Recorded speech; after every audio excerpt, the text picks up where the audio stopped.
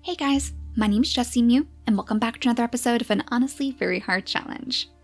In the last episode, Nicole left her family with a promise that eventually she would return. Even death can't seem to keep the Bone Keeper away. She would return, and as soon as she does, that's when her daughters will know that it's time for them to attack. So all they're really waiting for out here is a sign. It does seem like we've actually received her sign too. Maybe not her daughters, but Akkadian is currently being chased by a killer bearyena. It's a little bit too far away for him to sense right now. It's somewhere underneath this oak tree, actually, so the killer beryenas themselves have infiltrated Comet's safe havens.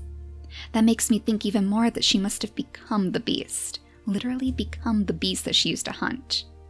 It's almost poetic in a way.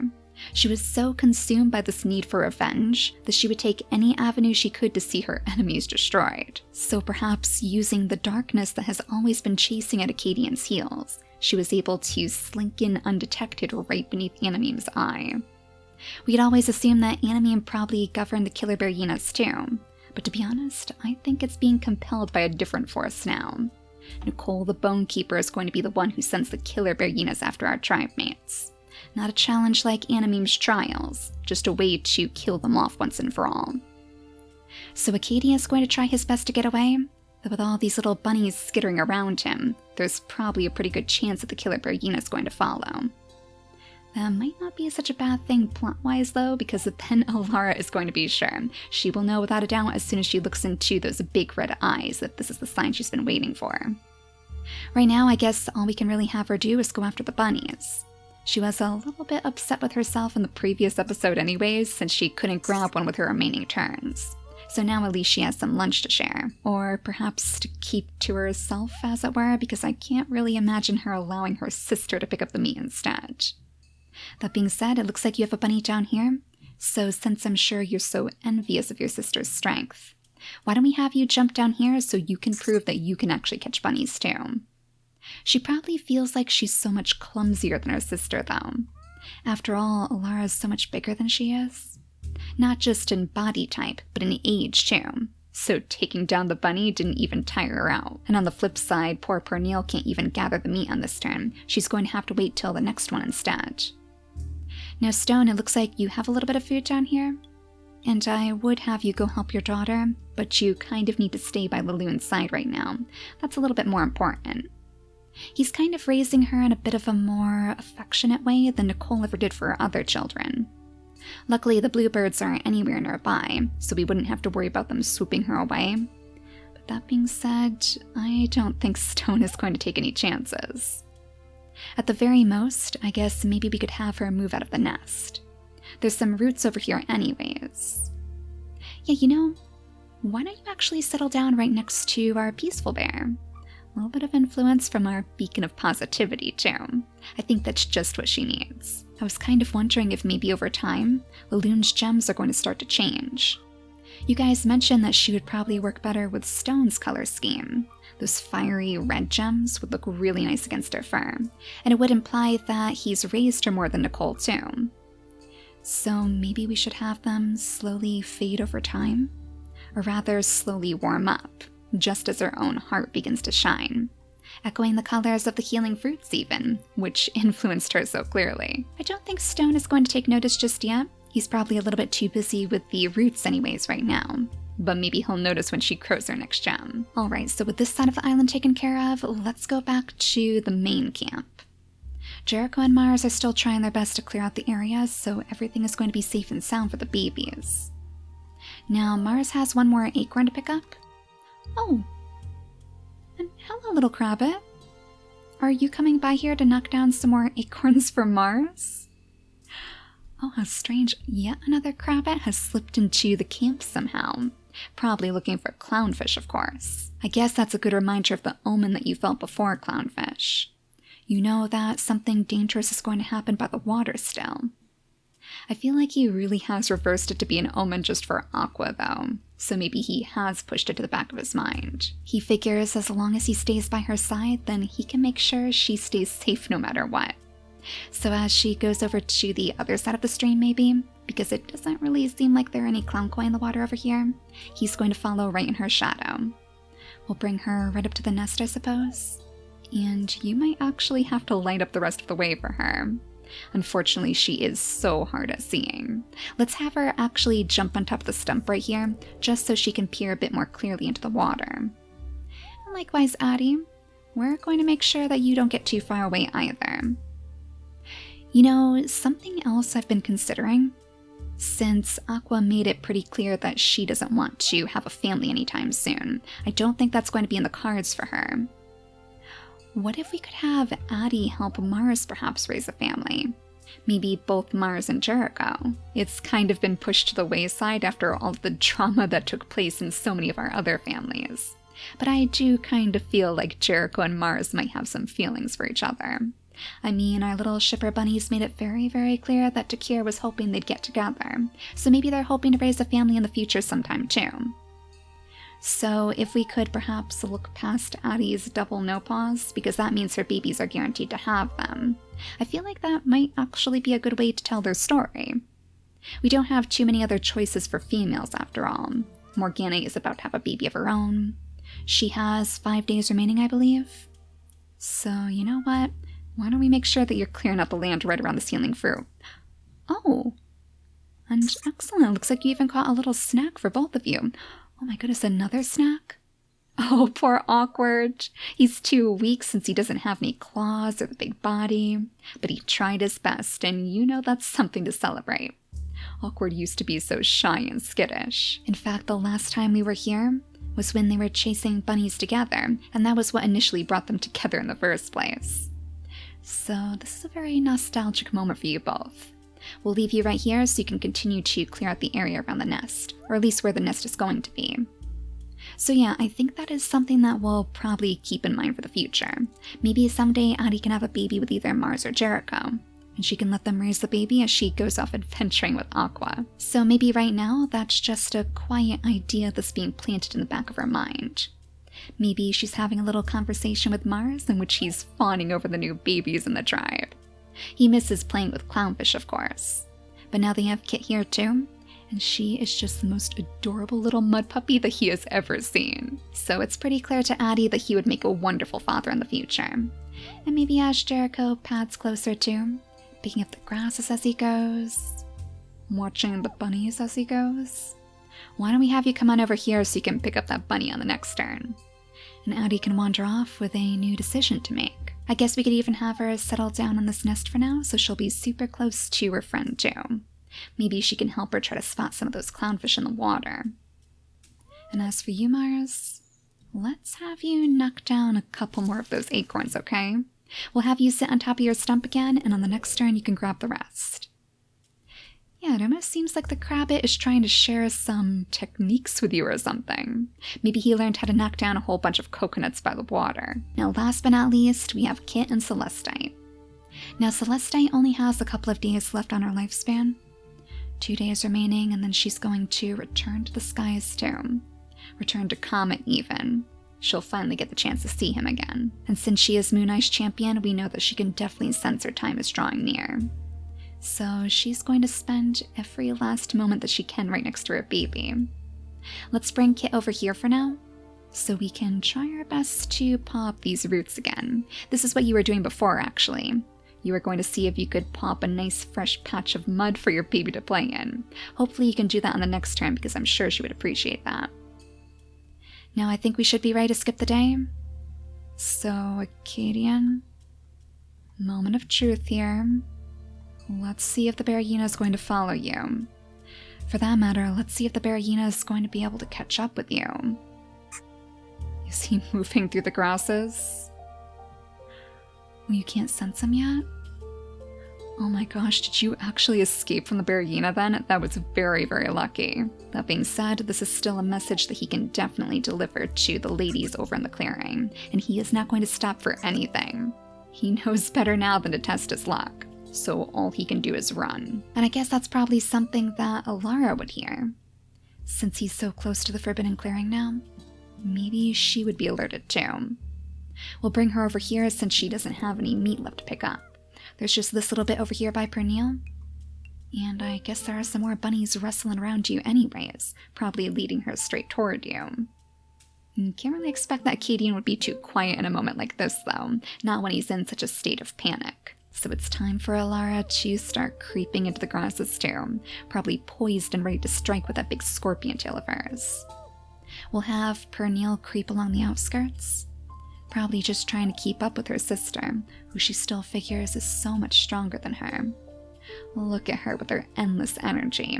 She can move so much further than I can. So how can I ever possibly hope to compete with her? She probably figures that's exactly why her mother was so hard on her when she was a baby. She knew that she was never going to be able to live up to Elara's standards. So really, why even try? Whoa, wait a second. Wait a second, did a wanderer just die out here? Oh my gosh, did we have a water baby all this time? That is one very, very ominous message too. Do you think perhaps that's another sign from the Bone Keeper? I mean, any strange skeleton that pops up makes me think it must be a message from her, but I wonder how long that's been there. Things just keep getting stranger and stranger. Another clear sign that danger is coming by the water. If only you were around to sense that, clownfish. Unfortunately, this is one message that is far out of your reach. I wonder if a little shock of panic would strike through Stone's heart if he saw the skeleton in the water like that. Fear, perhaps, that Nicole is coming for him next. She must not be satisfied with the way that he's raising their baby. Their most precious baby. The loon who she always figured was going to head this war against her enemies. Well, Stone, let's have you skitter on over here. You could actually pack away this nest for us because I'm sure you won't be needing it anymore. In fact, this is probably a sure sign to you that it's time to start Laloon's training. She's going to start getting a little bit more curious as she grows, though. She's only 5 days old right now, so pretty soon she'll be growing her second gem. But I'm sure that soon those questions are going to start about her mother, too. We'll leave her there right now so she can stay safe by the peaceful bear, but then it's time to start moving you guys. Any sign of those bunnies hopping around? It looks like Longshot may have found a bunny. Oh, excellent, and it's a coconut-loving bunny too, so you can actually grab that for us on the next turn. As long as that meat doesn't attract any piranha fish up to your feet. We've been lucky so far and we haven't seen too many of them. I wonder if Awkward would like to see if he can track down a few more shells in the tide pools. Just like he did before. I know the shell didn't really work for good luck like he had hoped. But still, I think it's a tradition that he would like to follow. So we'll have Morganite scoot on over to his side too.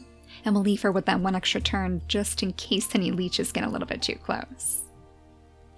Now, Aqua. Still no clown koi in the water, unfortunately.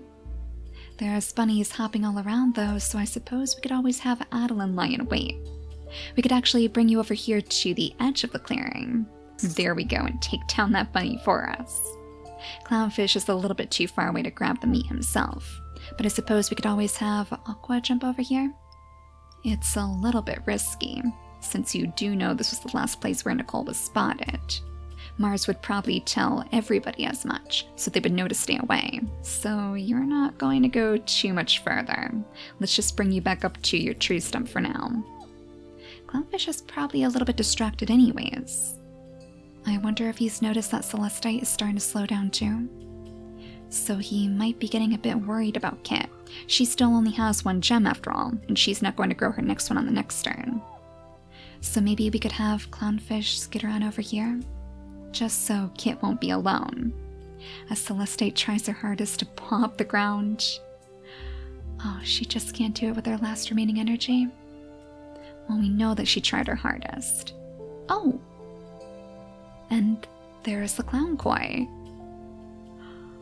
Oh, on the other side of the stream, thank goodness you came over here, Clownfish. You could actually let Aqua know.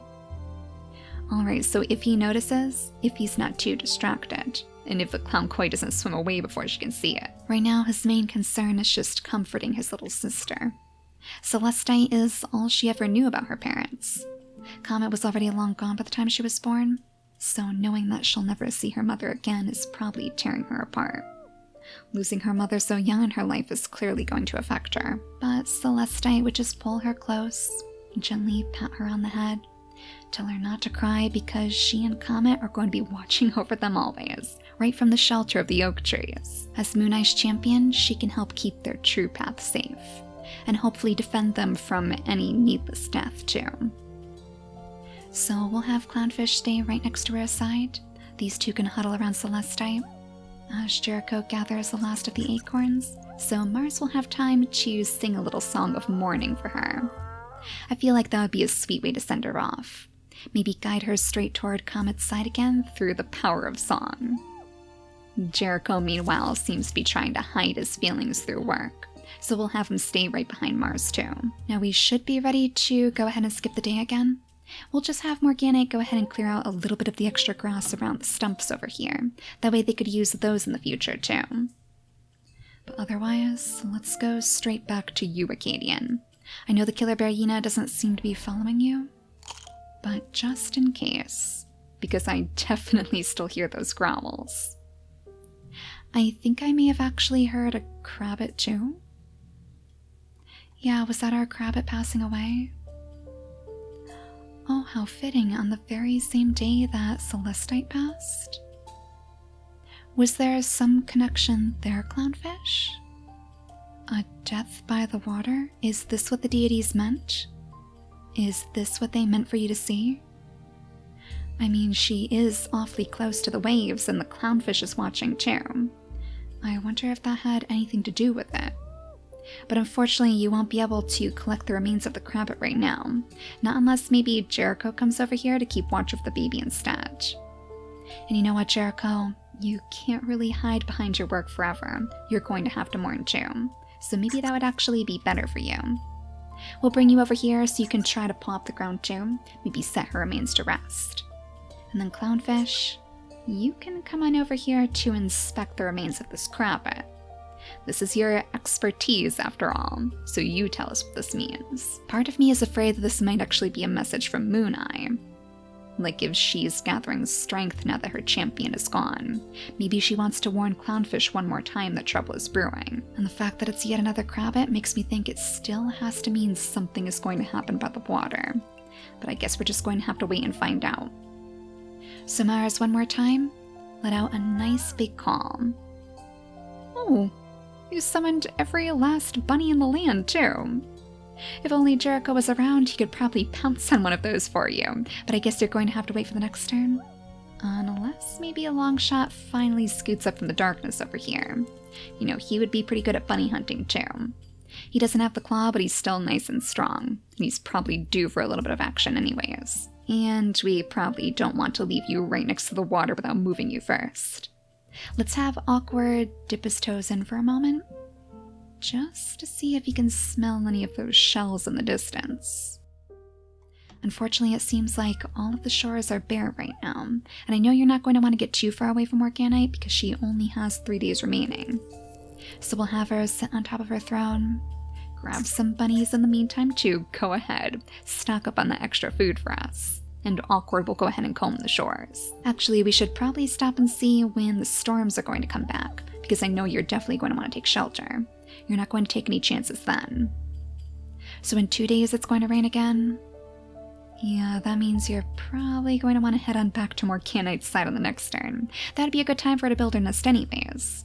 So you two can take shelter right by the side of the healing fruit. It's not exactly the best shelter, mind you. Not like these oak trees would be, but I guess it's better than nothing.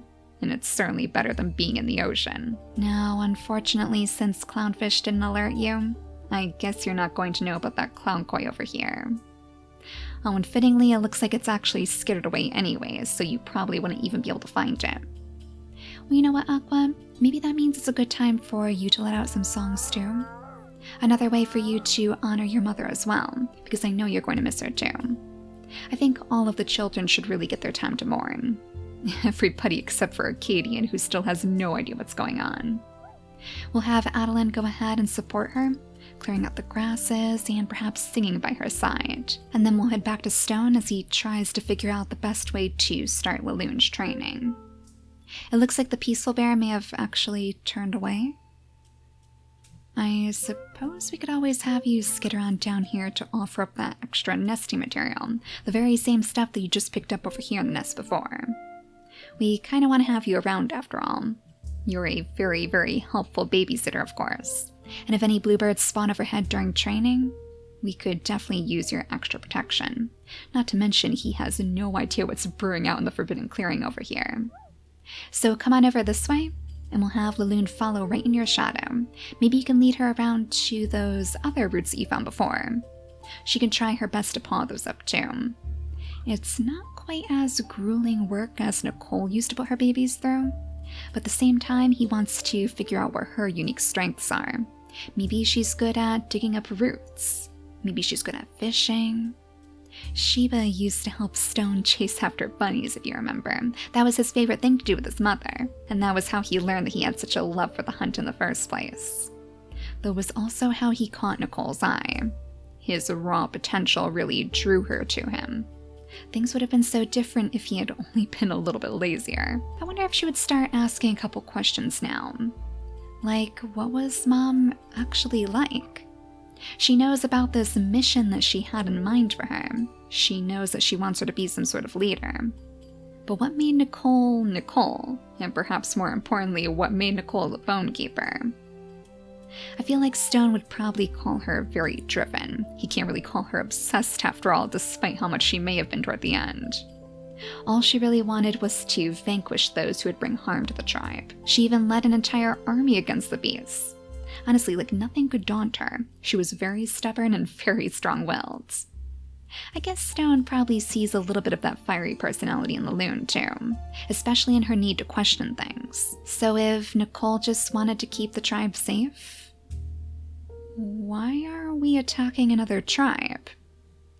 Doesn't that kind of make us like the beasts? Or are the other tribe mates going to harm us too? Is that why Nicole wanted them gone? Stone is probably reeling a little bit after that question. Honestly, he doesn't really know why Nicole wanted them gone so badly. Deep down in his heart, he truly believes that none of them would ever try to hurt his babies. So that's a question that he can't really answer. But Laloon might not have time to turn the tides of war, because Akkadian is just about to run straight into Elara. So as he crashes through the grasses, one more step and he'll be lighting up the way for Elara to stop him.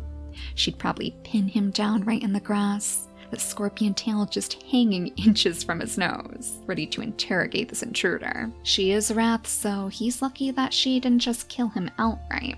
One sting from that scorpion tail and he would be a sure goner.